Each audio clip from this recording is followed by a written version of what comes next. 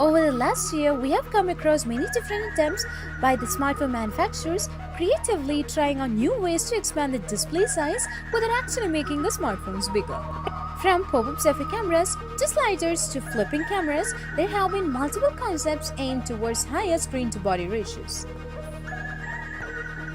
Last year, Honor introduced the whole punch display design with a view 20 followed by Samsung's Infinity display on the Galaxy A8, which was further popularized with the Galaxy S10 series.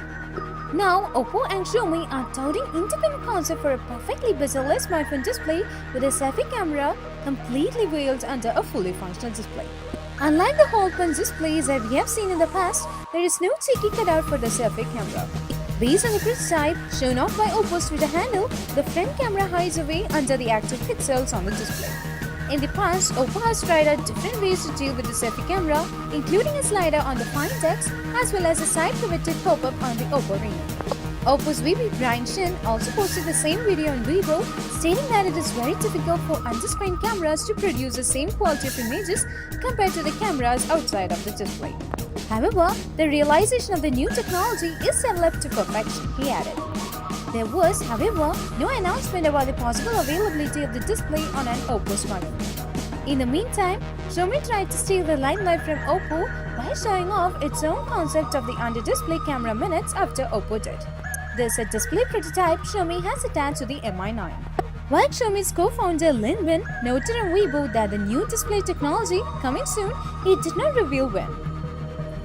Meanwhile, Xiaomi also shared an infographic on its Weibo handle decoding the working of this new innovative and ultimate shocking technology. Firstly, when taking a selfie, the area of the display above the front camera turns transparent, allowing the light to pass through the sensor.